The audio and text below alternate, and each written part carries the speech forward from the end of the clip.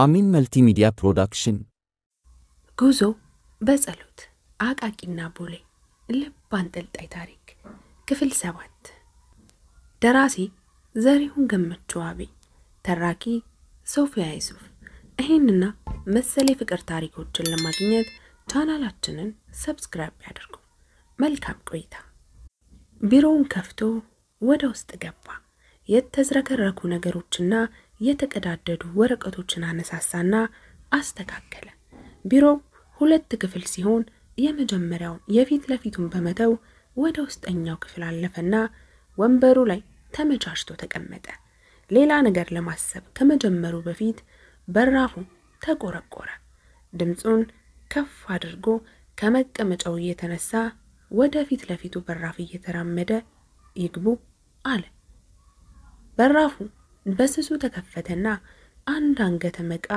ወይም ወጣት ታየችው ሙሉ በሙሉ ከፍታ ወደ ውስጥ ገባች ስራው ደረሰና እጁን ለሰላምታ ዘረጋ ሰለሞን ገብረ ኢየሱስ ባላለው ለሊሴ ወይም ለሚቻ ስማን አስተዋወቀችው ግቢ አለና ወደ ውስጠኛው ክፍል አመራት ዞሮ ወንበሩ ላይ ተቀመጠና ከፊት ለፊቱ እንድትቀመጥ ጋበዛት ተቀመጠች እሺ ምን ልታዘዝ እዚህ ቤት ውስጥ ያለነው እኔና አንቺ ብቻ ነን እዚህ የምንነጋገረው ነገር እስከ መጨረሻው በኔና ባንቺ መካከል ሚስጥር ሆኖ ተደብቆ የሚቀር ስለሆነ ሁሉንም ነገር ያለ ምንም መሳቀቅና ይሉኝታ ንገሪኝ ከዛ መፍትሄ እንፈልጋለን የልጆቿ አይኖች ፈጠጡ ግራ በመጋባት ይቅርታ እህትህ ነህ ይላከችኝ አለችው እህትህ የኔ ለምን ግራ መጋባቱ የሱ ተራ ሆነ ጻፊ ይፈልጋል ብላይ ነው ኦ ገባኝ የንዴት ሳቅሳቀ ባልጠበቀችው ሁኔታ ቀጥታ ወደ ገደለው ገባላት እሺ እንደዛ ከሆነ ጥሩ ስራ መቼት መጀመር ትችያለሽ ነገ ጥሩ በቃ ማለቴ ሌላ የምትጠይቀኝ ነገር የለም እኔ እንጃ ምን እጠይቅሻለሁ አንቺ የምትጠይቅኝ ጥያቄ አለሽ አዎ ስንት ትከፍለኛለህ ስንት እንድከፍልሽ ትፈልጋለሽ 4 ወይም 5000 ብትከፍለኝ ደስ ይለኛል ለመጀመሪያ የ3 ወር ሙከራ ጊዜ 4000 ብር እከፍልሻለሁ ከዛ በኋላ ደግሞ አብረን እናያለን ሌላ ጥያቄ አለሽ የለኝም ኪሱ ገባና ቁልፍ መያዣውን አውጥቶ ከውስጡ የቢሮውን ትርፍ ቁልፍ አወጣ ይሄው የቢሮ ቁልፍ የሥራ መግቢያ ሰዓት 2 ሰዓት ተኩል ነው ነገ ስመጣ ቢሮ ከፍቶ መግባት አይተበቀብኝም ማለት ነው አላት አዎ ትክክል አለችና ቁልፉን ይዛ ለመሄድ ስትነሳ ይቅርታ ነገ ሰራተኛ ሁኚ ስራ ከመጀመሬ በፊት ዛሬ እንደ ደንበኛ አገልግሎት ማግኘት እችላለሁ ጥያቄው አስደምሟት በትኩረት አያት ቁጭ በይ አላት ተመልሳ ቁጭ አለች እሺ እየሰማውሽ ነው የጋብቻ ጉዳይ ሳይሆን የፍቅር ጉዳይ ነበር ገባኝ ሁለት አፈቀርንሽ ብለው እንዳገባቸው እየጨቀጨቁኛሉ ወንዶች አሉ ሁለቱንም ከ2 አመት በላይ አውቃቸዋለሁ አንዱ የተማረ ስማርት የሚባል የመንግስት ሰራተኛ ነው የመንግስት ሰራተኛ ነው ስልህ ያው ይገባል አይደል ከወር እስከ ወር ያለውን ወጪ ለመሸፈን የሚቸገር አይነት ሰው ነው ሁለተኛው ነጋዴ ነው ደና ድርጅት አለው ሁለቱም እንዳገባቸው ጠይቀውኛል የትኛውን እሺ ማለት እንዳለብኝ ግራ ተጋብቻለሁ እንዴትና በምን አይነት መስፈርት ነው መምረጥ የምችለው የትኛውን ይበልጥ የምትወጁ ይመስልሻል እኔ እንጃ ከመንግስት ሰራተኛው ጋር ሲሆን በጣም ዘናላለሁ ቀልዶቹ ያስቁኛል ነጋዴው ደግሞ የፈለኩት ቦታ ወስዶ ያዝናናኛል ጥሩ ስጦታ በመስጠት ያስደስተኛል ግን ንግግሩ ደረቅና የጠነዛ ነገር ነው ግራ ተጋብቻለሁ አንዳንዴ ሁለቱ ተጨፍልቀው አንድ ሰው ቢሆኑና እሺ ብያቸው በተገላገልኩ እላለሁ ለተወሰነ ደቂቃ አሰበና መናገር ጀመረ እንዲህ ይህንን ችግርሽን ለመፍታት 3 ወር የተከፈለ የቤት ስራ ሰጥሻለሁ 3 ወር ሙሉ አልበዛም አይ አልበዛም ለድሜ ልክሽ አብሮሽ ለሚኖሩት ሰዎች ሁሉ እንደዛ ነው የምትመርጪው ፍቅረኛ ብቻ ሳይሆን የድሜ ልክ ባልሽን ነው የምትመርጪው ጓደኞችሽና ወዳጆችሽ ፊት ይዘሽው የምትሄጂውን ሳይሆን ከቤተሰቦችሽ ወስደሽ የምትቀላቀይውን ሰው መምረጥ ያለብሽ። ደግሞ ያንቺን ባል ብቻ ሳይሆን ነገ ለምትወልጃቸው ልጆችም አባት የሚሆነውን ሰው ነው እየመረጥሽ ያለሽው። እና እዚህ ጉዳይ ላይ 3 ወር አይደለም 3 ዓመት ብታሳልፊ እንደ ብክነት የሚቆጠር አይደለም። ግን እንዲህ ስልሽ ይሄን ሁሉ አድርገንም ይሄን ሁሉ ጊዜ አባክነንም ፍጹም ትክክለኛውን ሰው መምረጥ እንችላለን ማለት አይደለም። የፍቅር ጓደኛ በመምረጥ ሂደት ውስጥ ፍጹም ትክክል የሚባል ምርጫ የለም። ግን በብዙ መስፈርት ሲለካ የተሻለውን መምረጥ እንችላለን። እና ለዛ 3 ወር አይበዛም። አሳምነኸኛል፣ የማደርገውን ንገረኝ አለችው። በመጀመሪያ ወር አንደኛውን መረጭና ከሱ ጋር ብቻ ተገናኝ። ሌላውን የሆነ ምክንያት ስጪውና ሙሉ በሙሉ ግንኙነት አቋርጪ። በስልክም ቢሆን አታግኙ። ፎቶውንም ቢሆን እንዳትመለከቺ። ሙሉ ትኩረትሽን አንደኛው ላይ ብቻ አድርጊ። ልክ ወሩ ሲያልቅ ይሄኛውን በተመሳሳይ ከግንኙነት ውጪ አድርጊውና ከሌላኛው ጋር ተገናኝ። በ3ኛው ወር ደግሞ ሁለቱንም ሳታገኚ ለብቻሽ አሳልፊ። ስለ ሁለቱም በጽሞና አስቢ። ከዛ አብረን እናወራበታለን። ጥሩ ይመስላል? አዎ እንዳልከኝ አደርጋለሁ። አዎ እንደዛ ማድረግ ጥሩ ይመስለኛል። ግን በጣም የተቸገረች ጓደኛዬ ነበረች። ምን የመሰለ ትዳሯ ሊፈርስባት ነው። እባክህ እርዳት። ቆይ እንደውም ልደውልላት አለችን። ስልኳን አንስታ እየደወለች መቀመጫዋን ለቃ ወደ ውጭ ወጣች። እየደወለች ሰለሞን ዋው የመጀመሪያ ኢትዮጵያዊ ደንበኛዬን ኢምፕረስ አደረኳት ማለት ነው ሲል አሰበና ደስ አለው። ስልኩን አናግራ ተመልሳ መጣች። ጓደኛዬ ነገ መምጣት ትችላለች? እባክህ ችግሯ በጣም አጣዳፊ ስለሆነ እንደምንም ጊዜህን አሸጋሽገህ አግኛት። ተለማመጠችው። ነገ ምንም ደንበኛ የለኝም፣ በፈለግሽው ሰዓት ቅጠሪያት። አመሰግናለሁ። 4 ሰዓት ትመጣለች።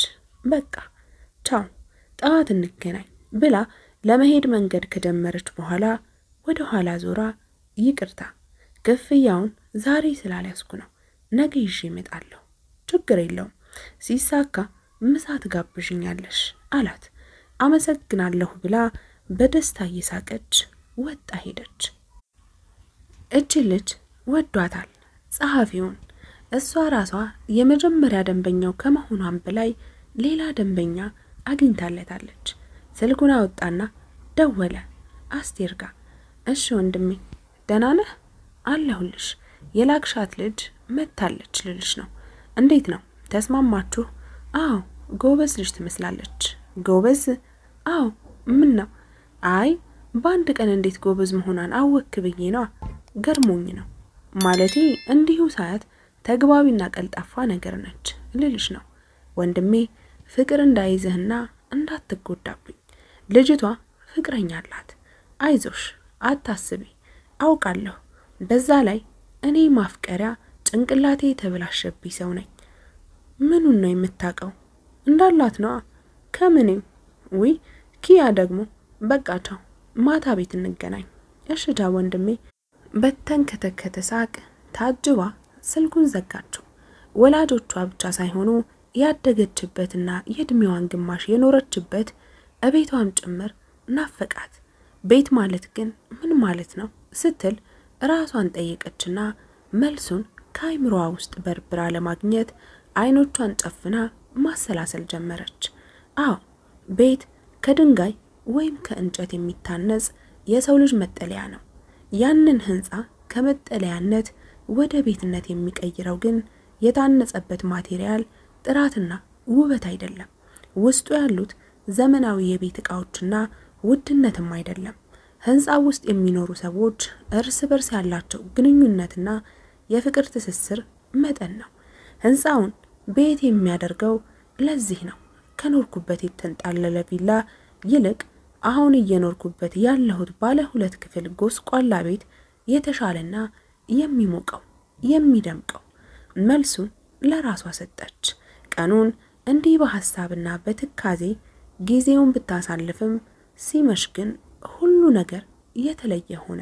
ማታ የቤተሰቡ አባል ጠቅላላ ተሰብስበው በሞቅታ ደስታ ከወትሮ በተለየ ድግስ መሰለ።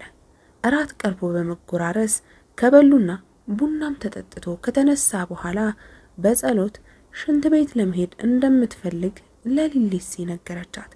ያሰበችው እሷ ደግፋ እንድትወስዳት ነበር። በተቀራራቢ እድሜ ስለሚገኙ እቤት ውስጥ ካሉ ሰዎች ሁሉ እሷን ማዘዝ ወይም ትብብር መጠየቅ ቀለል ይላታል። ሌሊሴ ግን እንዳሰበችው አላደረገችም። ወንድሜ በጸሎትን ሽንት ቤት ትወስዳታለህ ብላ ስትጠይቀው ክው ነበር ያለችው።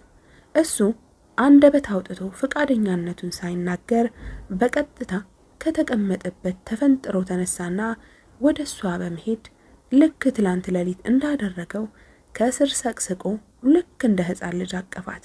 እንዲህ አይነት ሁኔታ በህይወቷ ገጥሟት ስለማያውቅ መደንገጥ ብቻ ሳይሆን ሀፍረትም ተሰማት።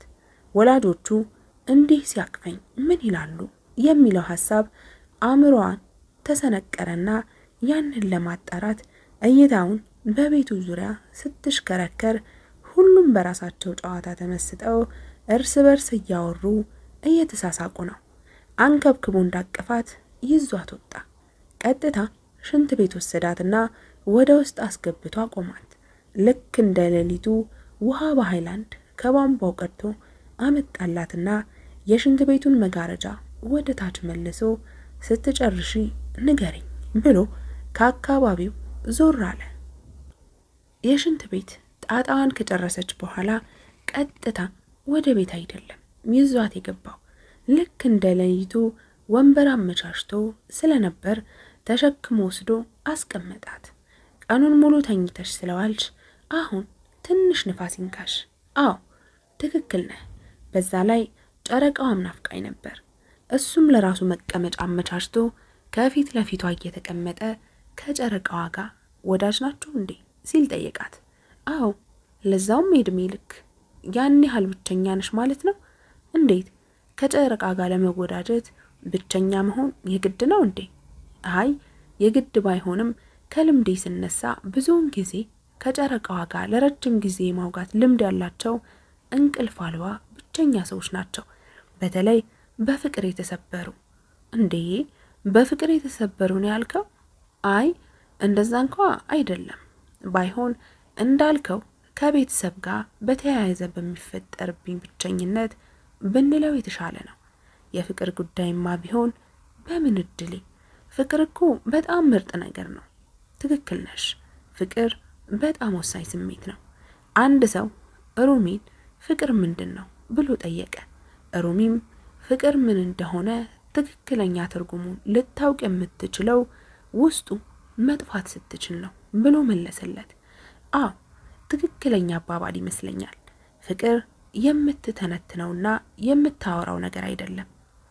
ፍቅር ኖረህ የምታጣጥመው የተቀደሰ ስሜት ነው። በፍቅር መጥፋት ጥሩ አባባል ነው። አይ ጥሩ። ለማንኛውም ለደቂቃም ቢሆን እስቲ ከጨረቃዋ ጋር ብቻችሁን ልተዋችሁ መጣሁ ብሎ ተነስቶ ወደ ቤት ገባ። እሷ አይኖቿን ወደ ላይ አንጋጠጠች። ሰማዩ ጥርት ብሎ ይታያል። ጨረቃዋ ሙሉ ክብ ሆና ደፍናለች።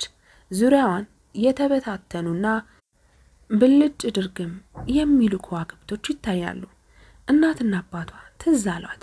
ይሄኔ የሷን መጥፋት ምክንያት በማድረግ የመጨረሻውን ጥል እየተጣሉና የመጨረሻ የተባለው አንጀት በጣሽ ስድብ እየተሳዳደቡ እንደሆነ በምናቧ አሰበችና ሙሉ ሰውነቷ ሽምቅቅ አለባት። ሰውነቷ ሲሸማቀቅ ደግሞ የእግሯም ሆነ የፊቷ ጥዝጣዜ ህመም ተቀሰቀሰባት። ድንገት የሰማችው ድምጽ ከሐሳቧ በነናት። ያልገመተችውን ነገር ነው ያየችው። ፊራኦል ፊት ለፊቷ ቀድም የነበረበት ቦታ ቁጭ ብሎ ክራር እየከረከረ የመሐሙድ አህመድን የትዝታ ሙዚቃ እያንቆረቆረ ፍዝዝ ብላ በፍጹም ተመስጦ ታዳምጠው ጀመር። ስንቱን አስታወስኩት እያለ ጣዕሙ ቁም ነገሩ ምን ነው ያስተዋሉት ያዩት በነገሩ ሁሉም እንደገና ኑሮም ቢያሰላስል አይገኝም ጊዜ ያንን የሚመስል። አው ድምጽህ በጣም ግሩም ነው። ሙዚቃ ትሰራለህ እንዴ? አይ ያን ያህል እንኳን ሰራለሁ ማለት አልችልም። በፊት ቀበሌ ኪነት ከጓደኞቼ ጋር እሞክር ነበር። አሁን ከህይወት ሩጫ ጋር አብሮ አልሄዳለኝና ተውኩት። እንዲህ እንደዛሬው ጨረቃዋ ሙሉ ስትሆን እንዲህ እቀመጥና ለሷ አዜምላታለሁ። እንዴ ለኔ ዘፈንክልኝ መስሎኝ ውስጤ በደስታ ተፍነክንኮ ነበር። ለካ ለጨረቃዋ ነው የተዘፈነው። ሳይፈቀድልኝ የሰማሁት። አይ እንደዛ እንኳን ለማለት አይደለም፣ ግን የዛሬው ዘፈን ቀጥታ ላንቺ ነው። ምስጋናና ይቅርታ ለመጠየቅ ብዬ ነው የዘፈንኩት። አልገባኝም። ይቅርታው ስለምንድን ነው? ምስጋናውስ? ይቅርታው ገና ስትመጪ ጀምሮ በሙሉ ልቤ ስላልተቀበልኩሽና ለኔም ሆነ ለቤተሰቦቼ እንደ ሸክም ስለቆጠርኩሽ። ምስጋናው ዛሬ እናቴንም ሆነ መላ ቤተሰቤን አንበሽብሸሽ በማስደሰትሽ። ተው አሁን ከዚህ ውብና አስደሳች ሙዚቃ በኋላ እንዲህ አይነት ንግግር አስፈላጊ ነው? ይሄውልህ ምናልባት አንተ ፍቅር በሚፈስበት ቤት ውስጥ በስስት በሚተያዩ ወላጆች እቅፍ ውስጥ ያደግክና እስካሁንም እየኖርክ ያለህ ይመስለኛል። ስለመገፋትና ጥላቻ ያለህ ዕውቀት አናሳ ይመስለኛል። አዎ እንዳልከው ከልብህ በደስታ አልተቀበልከኝም ይሆናል፣ ግን ደሜን ሲጠርጉ አብረህ ጠርገሃል። በህመም ስጮህ አዝነህ ስትሸማቀቅ ነበር። በኩለ ሌሊት እንደ ሕፃን ተሸክመህ ሐኪም ቤት ወስደኸኛል። ሽንት ቤትም ስታመላልሰኝ ነበር። አእምሮ የተወሰኑ ክፉ ነገሮችን አስቦ ቢፈታተንህም ልብህ ግን መልካምና በፍቅር የተሞላ ስለሆነ ድርጊቶችህ በአጠቃላይ መልካምና ውብ ነበሩ። በዚህም ምስጋናዬ ለዘላለም ነው። እና ደግሞ አደረግሽ ላልከኝ ነገር ምንም ያደረኩት ነገር የለም። እኔ ራሴ የምጠቀምበትን ዕቃዎችና የምበላቸውን ምግቦች ነው የተገዛበት። ይልቅ አንድ ነገር ላስቸግር አስቤያለሁ። ምንድነው? የምችለው ከሆነ ችግር የለም ጠይቂኝ። በእኔና በአንተ መካከል በሚስጥር የሚያዝ ነው እኮ። ልስማ። ትላንት ሌሊት የነገርከኝ ትዝ ይልሃል? አባትህ እቁብ የገባበትን ምክንያት? አዎ ትዝ ይለኛል። እንደነገርከኝ ከሆነ ከዚህ ቤት ቀጥሎ አንድ ሰርቪስ ሊሰራ ነው። አዎ ይሄ የተቆለለው ብሎኬት ለዛኔ የተገዛው ነፍሷን ይማርና እህቴ ነበር የገዛቸው። ይሄም ማሻዋ እንደዛው። ጥሩ። ስለዚህ ቀሪ የሚያስፈልገውን ነገር ምን ይመስልሃል? ንገረኝ። የጥያቄው ማአት ውሉ ስላልገባው ምን አስበሽ ነው ሲል ጠየቃት። ንገረኝ፣ ስንት ይፈጃል? ለማሰቢያ የሚሆኑትን 5 ደቂቃ ካባከነ በኋላ ብዙ ነው፣ እስከ 50,000 ብር የሚፈጅ ይመስለኛል። ጥሩ። አንድ ሐሳብ አለኝ። 2 ክፍል ቢሆን ግን ጥሩ ነው። በጨለማ ውስጥ አፍጥጦ አያት። ይች ልጅ ጭንቅላቷን የተመታችው ከቆይታ በኋላ ተናግቶ አሁን እያቃዣት ይሆን እንዴ አለ። አልገባኝም። አንዱ ክፍል የሚቀጥለው እናንተ ጎረምሶቹ እንድታድሩበት አይደል? አዎ ትክክል ነች። አንዱ አነስ ክፍል ያለው ደግሞ እንዲህ እንደ ዋነኛ መንገድ ወደዛ ጠጋ ብሎ ቢሰራና በውጭ በኩል በራፍ ቢወጣ ጥሩ ነው አይደለ? ለምን ነው ጥሩ የሚሆነው? አንተ ደግሞ አይገባህም እንዴ? ለሊሌ ጸጉር ቤት እንድትከፍትበት ነው። ሞያ አላት። የራሷን አነስተኛ ጸጉር ቤት ብትከፍትኮ በጣም ድንቅ ነው፣ በጣም ድንቅ ነው። ግን አንቺ ሰላም ነሽ? አዎ እኔ ሰላም ነኝ። ምን ነው ጠየቀኝ? ይሄ ሁሉ የምታወሪው የሟች እህቴ እቅድ ነበር። አሁን አንቺ በማይጨበጥ ሐሳብ እንደ ቃዥሽ እያደረግሽ ነው። እንደዛ እንኳን አይደለም። ነገ ስራ መቅረት ወይም ማስፈቀድ ትችላለህ? እችላለሁ። ግን ለምን? 100,000 ብር እሰጥሃለሁ። ያልከውን 2 ክፍል ቤት ለመስራት የሚያስፈልጉትን ዕቃዎች በሙሉ ትገዛና አምጥተህ ግቢ ውስጥ ትዘረግፈዋለህ። ከዛ ጋሼ ትንሽ ይቆጣል፣ ግን ምንም ማድረግ ስለማይችል ቤቱን ወደ መስራት ይገባል። እየቀለድሽ አይደለም አይደል? እኔ በቤተሰብ ጉዳይ አልቀልድም። 100,000 ብር እኮ በጣም ብዙ ነው። ከየት ታመጫለሽ? ከዛ የበለጠ ብር አለኝ። እና ደግሞ ካልበቃም ጌጣጌጦቹን ብዙ ብር እንደሚያወጡ የነገርከኝ አንተው ነህ። ቤቱ እንዳለቀ እሱን እንሸጥና የጸጉር ቤት ዕቃዎችና ማሽኖችን እንገዛበታለን። ሌሌሲን ሰርፕራይዝ እናደርጋታለን። በዛውም እግረ መንገዳችንን የሟች እህታችሁን ምኞት እውን እናደርጋለን። ነፍሷ ባለችበት አጸደ ገነት እንዲደሰት እናደርጋለን። ግን እስከዛው ጉዳዩ በኔና ባንተ መካከል ሚስጥር ነው። በላሁን እግሬን እየጠዘጠዘኝ ነው፣ ወደ ውስጥ መልሰኝ አለችው። እሺ ግን ወቂ በቁሜ እንድቃሽ እያደረግሽኝ ነው። እህቴ በሬዱ ከሞት ተነስታ እያወራችኝ ያለ እየመሰለኝ ነው አለና እንዳመጣት አንከብክቦ አቅፎ ወደ ውስጥ ይዟት ገባ። እሷም አዎ አሁን እያወራች ያለችው እህትህ እሷ ነች። የሷ ልብ ባይቀየረኝ እኔ እንደዚህ አይነት ለሰው ሐሳቢና ተጨናቂ ሰው አልነበርኩም ስትል በውስጧ አብሰለሰለች። አቶ ለሚቻ ተንሰቅስቀው እያለቀሱ ነው። የቤቱ ሰው ሁሉ በድንጋጤ ተሸብሯል። በጸሎት የምትገባበት ጠፍቷት አብራቸው እንባዋን እያረገፈች ነው።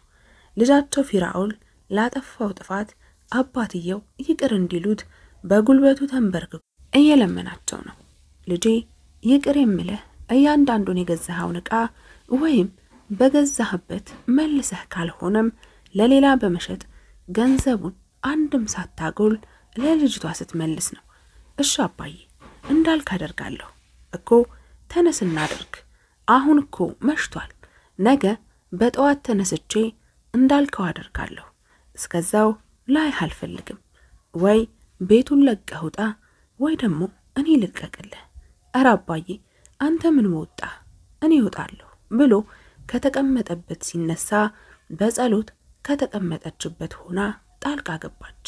ጋሼ የሆነው ነገር ሁሉ የኔ ሐሳብ ነው። ቆርቆሮም ሲሚንቶም ሁሉም የተገዛው በኔ ሐሳብ ነው። በወቅቱ እሱ እንደማይሆን ነግሮኝ ተቃውሞኝ ነበር። እኔ ግን ያስገደድኩት። ስለዚህ ወቀሳውም ቅጣቱም የሚገባው ለኔ ነው። ሌሌሲ ታክሲ ልትጠሪልኝ ትችያለሽ? ጥያቄዋ ሁሉ ሰውን አስደነገጠ። እንዴ ታክሲ ምን ያደርግልሻል? ሌሌሲ ጠየቀች። የጋሼን ቅጣት ተግባራዊ ለማድረግ ነው። ሆቴል ድረስ የሚያደርሰኝ ታክሲ ጥሪልኝ። ከቤት መባረር ያለብኝ እኔ ነኝ። ተይ እንጂ ልጄ ለምን ጥሩ ውስጥ ታስገብኛለሽ?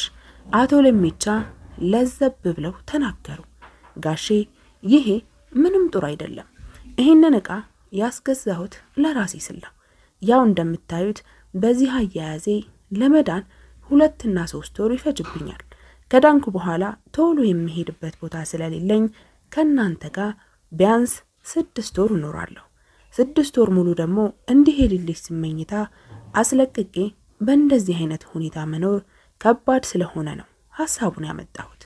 እኔ እንደውም ቤቱን ተረባርበን በአንድ ወር ውስጥ አልቆ እኔ ከነሌሌሲ ጋር እኖርበታለሁ ብዬ ነው ስትል አብራራች። ልጄ ቢሆንም አግባብ አይደለም። በእኛ ላይ ይሄ ሁሉ ብር መከስከስ እኛም አሜን ብለን መቀበል ነውር ነው። ተይው ይቅር፣ ፈጣሪስ ምን ይለናል? አሁን ልጅህ ሌሌሲ ብር አግኝታ እንዲህ ብታደርግ ይሄን ያህል ትበሳጭባታለህ? ዝም አሉ። ገባኝ፣ አትበሳጭባትም። እኔንም እንደ ልጅህ አድርገህ ከምር ብትቀበለኝ ኖሮ ይሄን ያህል ቅር አትሰኝም ነበር። በቃ ሌሌሲ ደዊና ታክሲ ጥሪልኝ። ለሌሌሲ ፈራ ተባ ያለች ስልኳን ከተቀመጠበት አነሳችና ለመደወል ስትዘጋጅ ጋሽ ለሚቻ ልጄ ስልኩን አስቀምጩ፣ እስኪ ሁላችሁም ተቀመጡና እንረጋጋ። አው ልጆች እስኪ ሁላችሁም ተቀመጡ። ሌሌሲ እስኪ ስኒውን አቀራርቢና ቡና እናፍላ። እናትየው ውጥረቱ ረገብ ስላለ ተደስተው የተናገሩት ነበር። በማግስቱ አየሩ በጥላቻ ጥላሸት ጠቁሯል። ከፍቅር እጦት በሚመጣ የፍራቻ ግንብ ተከልያለሁ። በንዴት ያጥር ስር ተሸሽጌ እየተንቀጠቀጥኩ ነው። ይበርደኛል። አዎ በጠራራ ፀሐይ ይበርደኛል፣ ይርበኛል። እየበላሁ ሁሉ ይርበኛል። ጉሮሮዬ በጥማት ተሰነጣጥቋል። ግን ከዛ ከጥማት የሚፈውሰኝ ውሃም ሆነ ምድራዊ ወይን የለም። በጸሎት ነች የምታወራው። ፊራኦል ግን ምንም አልገባውም። አንዳንዴ እንደ ፈላስፋ ነው የምታወሪው። እንደኔ ሕይወትን ሙሉ በብቸኝነት በራፍ ዘግተህ ለብዙ ሰዓት በትካዜና በቁዘማ የምታሳልፍ ከሆነ ወደ ፈላስፋነት መቀየር የግድ ነው። ከሞት ደጃፍ ደርሶ በቃ አበቃልኝ ብሎ ተስፋ ከቆረጠ በኋላ ወደ ሕይወት ተመልሶ ሁለተኛ ዕድል የተሰጠው እንደኔ አይነት ሰው ነገሮችን በተለየ መልክ ባያይ ነው የሚገርመው። ክፍል 8 ይቀጥላል።